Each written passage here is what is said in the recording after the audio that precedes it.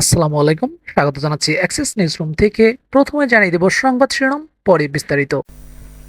সাকিব আল হাসানের বিরুদ্ধে দায়ের করা হত্যা মামলাকে বিদ্বেষ প্রসূত দাবি করে সেটা প্রত্যাহারের দাবি জানিয়েছেন এক ব্যক্তি। এছাড়াও মাশরাফি বিন মুর্তজা ও সাকিবের সঙ্গে উদ্ধত আচরণ করা থেকে বিরত থাকারও আহ্বান তার। এই দুই দাবি জানিয়ে আজ বৃহস্পতিবার মিরপুর শেরেবাংলা ক্রিকেট স্টেডিয়ামে ব্যানার টানিয়েছেন তিনি।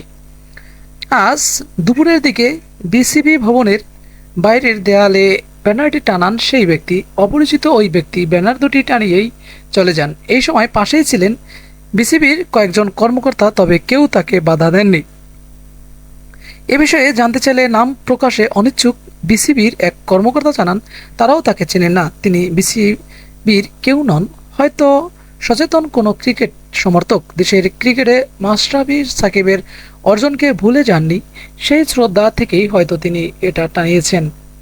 বিসিবির উদ্যোগে টানানো না হলেও ব্যানারের লেখাতে যে দেশের ক্রিকেটের নিয়ন্ত্রক সংস্থার মৌন সমর্থন আছে, সেটা বাধা না দেওয়াতেই বোঝা যায়।